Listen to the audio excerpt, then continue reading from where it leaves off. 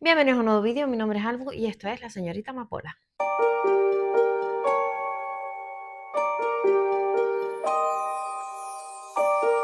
Hoy os voy a traer un vídeo que yo digo que son thrillers para principiantes, pero en este caso también creo que son thrillers para cuando no necesitas pensar, que es el motivo por el que a mí la mayoría de los que os voy a hablar me gustaron tanto, porque los leí en un momento en el que estaba demasiado saturada en general, no solo de lectura, sino en la vida, y me vino muy bien tener una lectura que me ayudase a desconectar, pero enganchándome. El primero del que os voy a hablar es La música de los huesos de Nagore Suárez. Este es el primer libro de una trilogía, si no me equivoco el segundo es El ritual de los muertos y el tercero es La última fiesta, aunque a mí me falta leer el tercero. Los dos primeros me encantaron y os voy a hablar hoy en concreto del primero de esta serie, que sigue los pasos de Anne, que es una chica que vuelve a la casa de su infancia, en el pueblo donde creció, para desconectar un poco de la vida en la ciudad, disfrutar de sus antiguos amigos, ir a un festival de música. Y cuando llega se encuentra el percal de que en el jardín de su casa han encontrado unos restos humanos y ahí hace acto de presencia la policía foral, porque nos encontramos en la Ribera Navarra, si no me equivoco, y en concreto una de las personas que van a llevar la investigación es un antiguo amigo de la infancia. Es un libro que a nivel de thriller quizás no tiene demasiados giros, que es algo que van a tener en común casi todos los libros de los que os voy a hablar en este vídeo, no todos, pero en este caso yo creo que no tenía grandes giros ni grandes sorpresas, pero es una historia que es muy consistente. Todo está muy bien hilado, es una historia que además cuentan a dos tiempos, en dos épocas distintas, que es una cosa que a mí no me suele gustar, pero en este caso fluía muy bien. Un invitado inesperado de Shari la Pena, nuestra amiga Shari la Triste, y yo pensaba que este libro nunca iba a ser una recomendación, pero me pasa una cosa. A medida que he ido conociendo la pluma de Shari, me ha ido gustando más este libro, que fue el primero que leí de la autora y que en su día se me quedó corto. ¿Se me sigue quedando corto? Sí, pero creo que es una muy buena opción para aquellos que os estáis iniciando en el thriller o en la novela negra en general, sobre todo en ese tipo de novelas que son rollo 10 negritos, que veremos unas cuantas en este vídeo, y esta es una de ellas. Nos trasladamos al Mitchell's Inn, que es un hotelito que está en plena montaña, rodeado de nieve, con una chimenea, una bodega con mucho vino, o sea, el sueño de mi vida poder pasar un fin de semana en un sitio así. Pero bueno, aquí se van a juntar un grupo de huéspedes que llegan allí con la idea de pasar un fin de semana agradable, cosa que no ocurre porque una tormenta los deja completamente aislados y a oscuras. Y entonces empiezan a aparecer cadáveres. Como veis, es 10 negritos en estado puro. Y a mí se me quedó corto porque a pesar de que a mí todo lo que sea parecido a 10 negritos de Agatha Christie me encanta, en este caso me dio la sensación de que era como un quiero y no puedo de la autora. Quería hacer un homenaje a Agatha, pero quizás copiando demasiado ese estilo de 10 negritos, y a mí se me quedó entre corto y copia y no me gustó demasiado. Pero tengo que decir que es un libro que devoré. Literalmente me lo leí en un día porque es un libro que fluye muy bien, está bien escrito, entretiene, tiene una estructura que a mí me encanta, con lo cual, ¿engancha? Sí. ¿Es un libro perfecto? No. Pero quizás para la gente que se está iniciando en el thriller o que le queréis recomendar algo similar a 10 negritos, pero con un enfoque un poco más actual, esta sería la opción idónea. Y aquí no podía faltar Miquel porque es un básico para los que queremos enganchar a la gente al thriller y la novela negra. El mentiroso, que es la primera parte de la trilogía Yumbe, que como sabéis son historias independientes que ocurren en el mismo lugar pero que comparten determinadas características y personajes. El primero de ellos, como os digo, es el mentiroso, seguido de En plena noche y Entre los muertos. Y después se leería El hijo olvidado. ¿El hijo olvidado tiene algo que ver con Iyumbe? No, ni siquiera se desarrolla en este pueblo costero tan ideal que ha inventado Miquel Santiago, pero sí que comparte personajes de la trilogía. Y mi recomendación, de nuevo, sigue siendo leerlos por orden. En este caso nos vamos a centrar en el mentiroso y aquí nos vamos a encontrar con un muchacho que un buen día se despierta al lado de un muerto en una fábrica abandonada y con una piedra ensangrentada entre ellos dos. ¿Qué pasa? El chico no se acuerda de absolutamente nada y claro, no sabe si ha sido él, si ha sido otra persona, si le están tendiendo una trampa, no tiene ni idea. Así que en vez de ir a la policía, intenta reconstruir por sí mismo los hechos ocurridos en las últimas horas. Pero su cabeza no se lo pone nada fácil y aquí entran en juego el resto de los personajes de la historia, que es una cosa que me gusta mucho de Miquel Santiago porque crea no solo un personaje principal muy potente y muy suculento, sino que todo el elenco que rodea a ese personaje y que son los que le van a ir dando las miguitas de pan para llegar a la resolución, son muy buenos. Además de un inicio del libro que ya de por sí engancha, a mí lo que realmente me fascinó de esta trilogía fue la ambientación de Yumbe. Y Yumbe no existe. Es un pueblo costero del País Vasco, si no me equivoco, que se ha inventado Miquel Santiago. Pero es maravilloso, es perfecto. Tú sientes la lluvia tal y como la describe Miquel, sientes las olas del mar, el olor a salitre, o sea, es una maravilla cómo describe y ambienta este señor. Y ahora voy a hablaros de uno que a mí particularmente no me entusiasma, pero creo que para la gente que se está iniciando en el género es perfecto. Y os hablo de la lista de invitados de Lucy Foley. Aquí otra vez nos vamos a encontrar con la estructura 10 negritos, un grupo de gente que acude a una boda en una isla de Irlanda y durante el banquete uno de ellos muere. ¿Qué es lo que me pasó a mí con este libro? Primero, que las comparaciones son odiosas y evidentemente lo comparaban con Agatha Christie. Yo entiendo que tú compares la estructura con un libro de Agatha Christie porque la estructura es prácticamente la misma. Vale.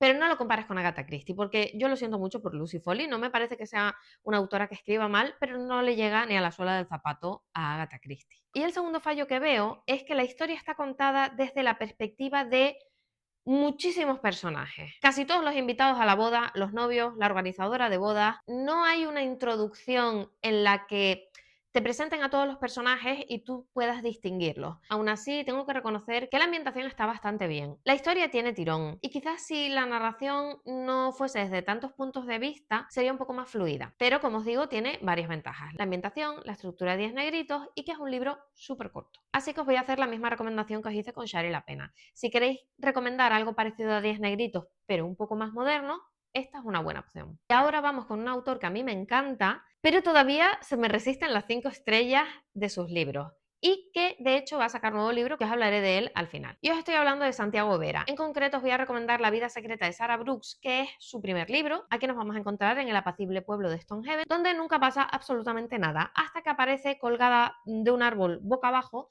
la adolescente Sarah Brooks. A mí este libro me daba todas las vibes a Twin Peaks, Riverdale, ese tipo de series de adolescentes y misterio que me encantaba tragarme a mí cuando era joven. Que consta que sigo siendo joven, pero quiero decir cuando era adolescente. Total, que aquí arranca una investigación para ver qué es lo que ha pasado con Sarah Brooks, encabezada por un periodista que vive en el pueblo y que, si no me equivoco, se llama Declan, que ahora al final os cuento una cosa de Declan. Es un libro que está muy bien escrito, con una trama sencilla, pero bastante interesante, que quizás para mí fue demasiado previsible, pero para la gente que no esté muy puesta en el thriller puede ser que no. Aún así, yo siempre recomiendo este libro porque tiene uno de los mejores finales que me he leído en mi vida. Pero cuando os hablo de finales os quiero decir la última página. Tiene un cierre este libro que a mí me dejó torcidísima porque primero no me esperaba para nada porque pensé que estaba todo absolutamente cerrado y segundo me pareció sublime. Si eres capaz de hacer ese final, yo sé que vas a ser capaz de crear una historia que me huele absolutamente la cabeza. Así que yo os lo recomiendo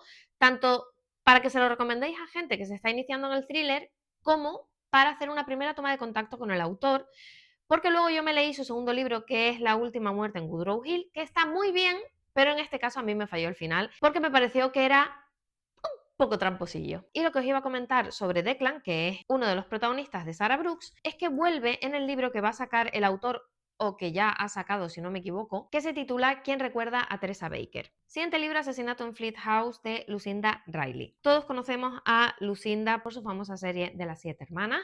Yo no la he leído, sí había leído otro libro independiente de la autora que se llamaba La mujer en la ventana o La ventana, no sé. No era mi estilo, pero me gustó mucho cómo escribía la autora. Y por eso decidí darle una oportunidad a esta novela, que era la primera toma de contacto con el misterio que hacía la autora, que lamentablemente falleció hace un año o un par de años, que a mí tras leer este libro se me quedó la cosita de pensar que no vamos a tener más historias como esta, protagonizadas por un personaje muy chulo que crea la autora en esta historia, que es la inspectora Jazz Hunter, y que es la que lleva un poco la batuta de esta historia, en la que un estudiante aparece muerto en un prestigioso internado de Norfolk y la detective tiene que acudir allí a investigar qué es lo que ha pasado y se encuentra con ese ambiente hermético que hay siempre en los colegios de élite, el qué dirán, padres ricos, niños ricos, vamos, un ambiente súper propicio para llevar a cabo una investigación. El caso me pareció sencillo pero muy muy bueno, estaba muy bien hilado también.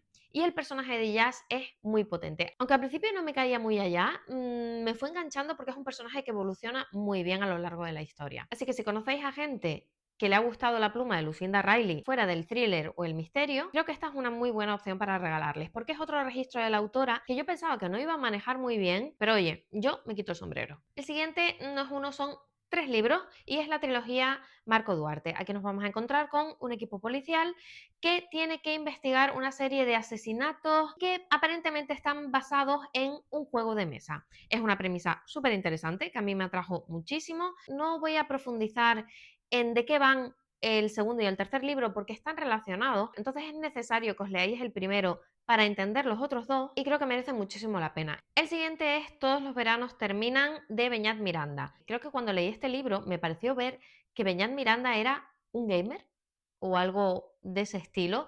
No estoy muy puesta yo en el mundo gamer, me vais a perdonar, pero me suena que este señor es algo que tiene que ver con videojuegos. Perdón por la ignorancia, pero yo he venido aquí a hablar de su libro. Y aquí nos trasladamos a Irlanda, donde aparece en un prestigioso hotel de Dublín el cadáver de un famoso compositor sin una sola gota de sangre. Una investigación para la que la policía pide ayuda a un colaborador externo un poco peculiar que ya les ha ayudado en otras investigaciones. A mí lo que más me gustó de este libro, aparte del misterio y que también juega un poco con el tema no sobrenatural, pero sí con quizás un poco lo místico, lo desconocido, son los personajes. Este personaje tan peculiar tiene a su vez una relación muy particular con su ayudante más cercano, al que durante la novela vamos a conocer con el nombre de mayordomo. Me parece una fantasía, porque además es un personaje que es muy poco expresivo, pero que consigue transmitir muchísimo con muy pocas palabras. Y yo creo que eso es una cosa muy difícil de conseguir. Así que lenguaje sencillo, un toque así de lo desconocido,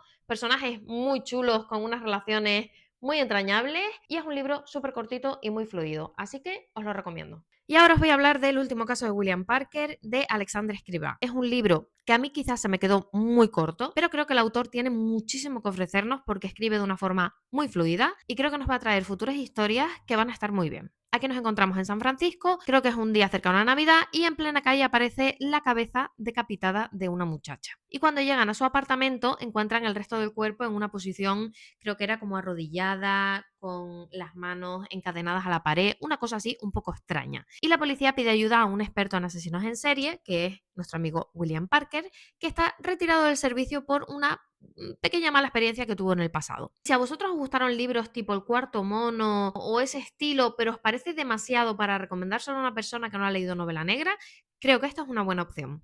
Y me he dejado para el final un librazo, o lo que yo considero que es un librazo, que es Un matrimonio perfecto de Paul Penn. Este libro está en esta lista, no porque yo crea que es perfecto para gente que no ha leído nunca thriller, me parece absolutamente perfecto para los que ya somos adictos al thriller, porque Paul Penn es un autor que nunca va a defraudar, pero creo que a Paul Penn hay que leerlo en un orden en concreto, porque el libro que más recomienda a la gente de Paul Penn es El brillo de las luciérnagas, que a mí me parece un pedazo de historia maravillosa, pero creo que para la gente que no ha leído a Paul Penn, quizás es un libro demasiado perturbador o demasiado retorcido para hacer una toma de contacto así de primeras con el autor. Y por eso yo siempre recomiendo empezar por La casa entre los cactus o Un matrimonio perfecto. Este en concreto creo que es el más light que tiene el autor y nos cuenta la historia de Frankie y Grace, un matrimonio que emprende un viaje en caravana con sus 2 hijos adolescentes y que a medio camino algo se tuerce y se encuentran en una situación un poco desagradable. Es un libro muy adictivo, con muchos giros, que pone los pelos de punta, con situaciones bastante perturbadoras y que se devora, literalmente. Yo me lo leí en 8 horas y poco, así que tanto si lo queréis recomendar a gente que no ha leído thriller como si queréis estrenaros con Paul Penn, esta es una maravillosa opción. Y hasta aquí el vídeo de hoy, no voy a dar más la chapa, estas son mis recomendaciones por si queréis liar a alguien para que se introduzca en el maravilloso mundo del misterio, el thriller y la novela negra. Y por si queréis leer algo que os ayude a despejar un poco la neurona, porque no siempre tenemos la mente o la cabeza para casos enrevesados en los que hay que pensar mucho o muchísimas pistas y nos apetece algo mucho más sencillo que nos entretenga pero que no nos haga pensar. Nos vemos en el próximo vídeo. Chao.